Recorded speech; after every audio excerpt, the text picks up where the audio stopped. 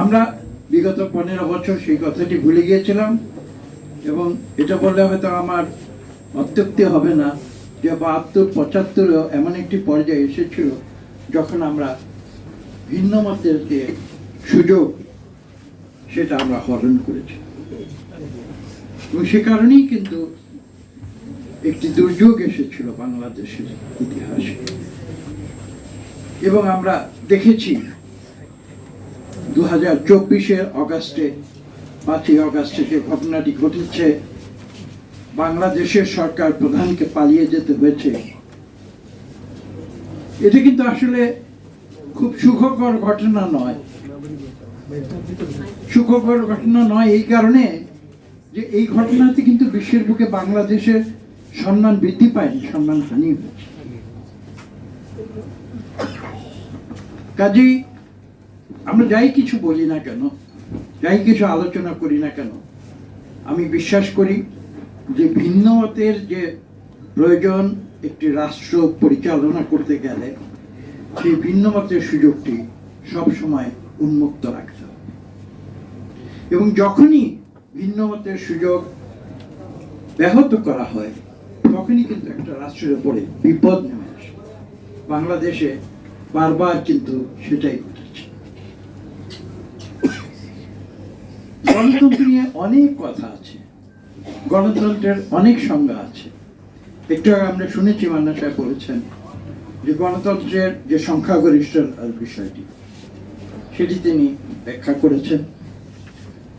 আমি এই প্রসঙ্গে গণতন্ত্র সম্বন্ধে যে একটি অত্যন্ত চমৎকার সংজ্ঞা দেওয়া হয় সেটি আমি আপনাদের সামনে এখানে যে প্রাণবন্ত আলোচনাটি হয়েছে, আমি সবচেয়ে বেশি খুশি হয়েছি একটি কারণে যে এখানে ভিন্ন মত প্রকাশিত। গণতন্ত্র নিয়ে অনেক কথা এখানে আলোচনা হয়েছে। সর্বশেষ জনাব মান্না সাহেব বলেছেন গণতন্ত্রের মূল কথা কিন্তু ভিন্ন মত, এবং সেই ভিন্ন মতের যদি সুযোগ না থাকে তাহলে কিন্তু গণতন্ত্র সেটা হচ্ছে এই democracy is the rule of majority with the consent of the minority. আমি জানি না এই ফ্রেজটি কে আবিষ্কার করেছিলেন, কিন্তু অত্যন্ত চমৎকার ভাবে কিন্তু তিনি একদিকে গণতন্ত্রের শক্তির কথা বলেছেন এবং ঠিক অন্যদিকে গণতন্ত্রের যে দুর্বলতা সেটাকে কিভাবে আমরা মানিয়ে নিতে পারি সে কথাটি। কাজে আসলে কথাটি হচ্ছে যে রাজনীতি কেন এসেছে। আমরা যদি হাজার হাজার বছর আগের অতীত ইতিহাসে ফিরে যাই, সভ্যতার আদিম পর্যায়ে, তখন কিন্তু রাষ্ট্র ছিল না। আপনার সেই ইতিহাস আপনারা জানেন, আমি তার বিরক্তি করব না। কিন্তু রাষ্ট্র ব্যবস্থা যখন সৃষ্টি হয়েছে, মানুষের কল্যাণে একটি ব্যবস্থাপনার প্রয়োজন হয়েছে, তখনই কিন্তু গণতন্ত্রের কথা এসেছে। গণতন্ত্রের আগে আমরা বিভিন্ন পদ্ধতি দেখেছি, রাজা শাসন দেখেছি, ফিউডালিজম দেখেছি, কিন্তু সবশেষে আজ পর্যন্ত মানুষ এমন একটি বিষয়ে সম্মত হয়েছে যে মেজরিটি যেটা বলবে সেই অনুযায়ী আমরা কাজ করব। এবং আমি সেটা আরেকটু ব্যাখ্যা করেও বলেছি, rule of majority with the consent of the minority. এই কথাগুলি যদি আমি বিশ্বাস করি, যারাই দেশ শাসন করেন, রাজনৈতিক দল হোক অথবা এখন এই মুহূর্তে হয়তো রাজনৈতিক দল নেই, যারাই দেশ শাসন করেন, আমার মনে হয় যে এই ভিন্ন মতের যে গুরুত্ব সেটা আমরা যতক্ষণ স্বীকার করে নেব ততক্ষণ আমি বিশ্বাস করি যে রাষ্ট্র পরিচালনায় কোনো রকমের কোনো দ্বন্দ্ব আসতে পারে না। যখনই ভিন্ন মতকে দমন করা হয়, যখনই রাষ্ট্র ক্ষমতাকে কোনো ব্যক্তি অথবা কোনো গোষ্ঠীর অর্থ বিত্ত উপার্জনের হাতিয়ার হিসেবে ব্যবহার করে, তখনই কিন্তু এবং বাংলাদেশে কিন্তু ঠিক সেটাই হয়েছিল। এই কারণেই কিন্তু আমরা বলি যে বাংলাদেশে এমন একটি পরিস্থিতির সৃষ্টি হয়েছিল যাকে আমরা অলিগার্কি বলে থাকি। এবং এ থেকে বেরিয়ে আসার জন্য ছাত্র জনতা যে ভূমিকা নিয়েছে আমি তার ব্যাখ্যায় যাব না।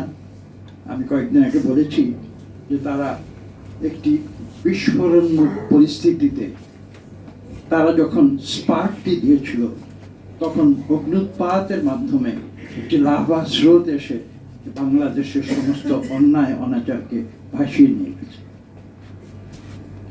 এবং আমি বিশ্বাস করি এটাই সত্যি। যে আজকে যে অবস্থাটি হয়েছে সেখানে কোনো আইনের প্রশ্ন তুলে কোনো লাভ আছে বলে আমার মনে হয় না। এটা অবান্তর হবে, ইররিলেভেন্ট হবে। কেননা আমরা এখন যে পরিস্থিতিতে আছি সেটাকেও কিন্তু মানুষই ডিফাইন করেছে। মানুষ বলে ডক্ট্রিন অফ নেসেসিটি। আমরা কিন্তু আজকে ডক্ট্রিন অফ নেসেসিটির ভিতরেই আছি। কাজেই এই সরকারের আইনগত অধিকার কতটুকু আছে বা নাই সেই প্রশ্ন জনগণ তাদের অ্যাপয়েন্ট, ছাত্ররা তাদের অ্যাপয়েন্ট করে তাকে এই সরকারকে অ্যাপয়েন্ট করেছে কি করে নাই, আমার মনে হয় যে সেই বিতর্কে গিয়েও খুব একটা আসলে আমরা অনেক কিছু অর্জন করব না। বিষয়টি হচ্ছে এই যে একদিকে যেমন ছাত্র জনতা একটা পরিস্থিতি থেকে এই দেশকে সর্বশেষ তাদের যে স্পার্ক, সেই স্পার্ক দিয়ে এই দেশকে যেমন উত্তরণ ঘটিয়েছে, এই সরকারের উপরেও কিন্তু একটি দায়িত্ব, মারাত্মক দায়িত্ব। সরকারকেও সেটা উপলব্ধি করতে হবে।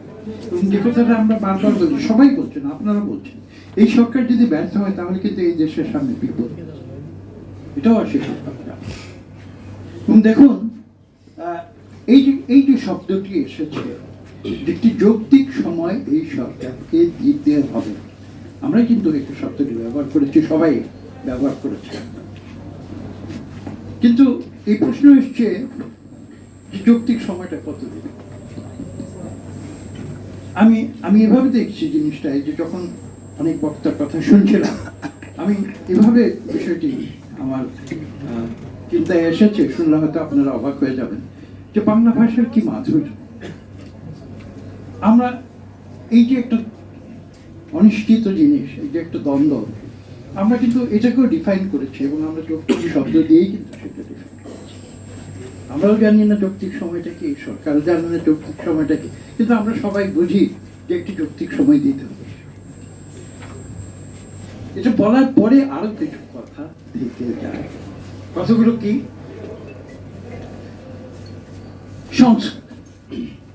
সংস্কার কিছুটা আভাস দিয়েছেন, অত্যন্ত চমৎকার ভাবে আভাস দিয়েছেন মান্না সাহেব তার বক্তব্যের শেষ দিকে।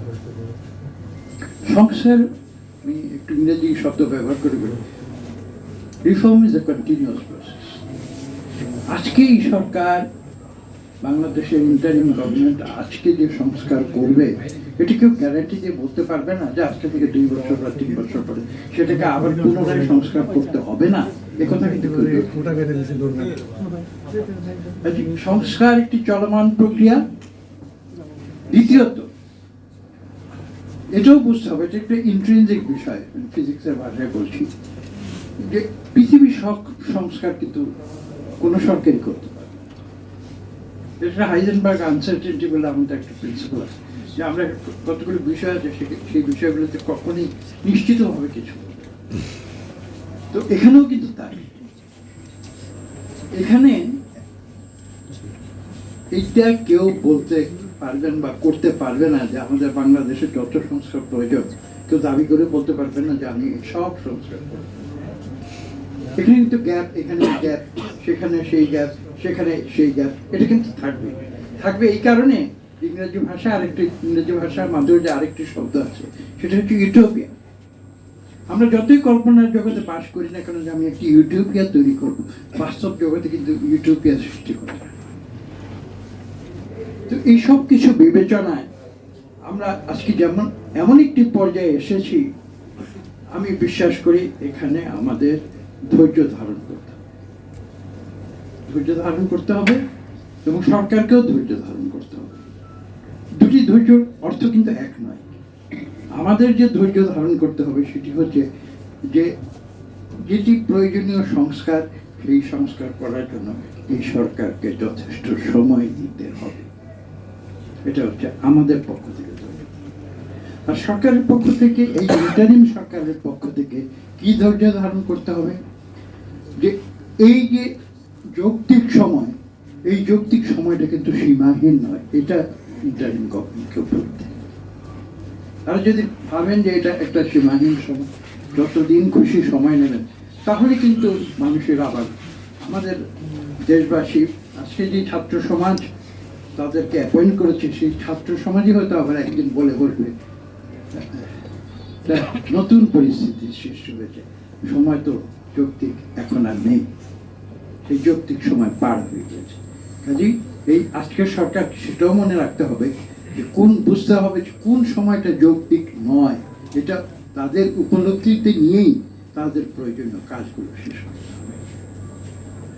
এরপরে প্রশ্ন আসতে পারে যে কোন কাজগুলো প্রয়োজন, কোন সংস্কারগুলো করতে হবে। আমি এই প্রসঙ্গে বলবো যেটা এটা এরকম নয় ওয়ান অর দ্য আদার, এটা অথবা অন্যটা এরকম নয়, অথবা এটা করবো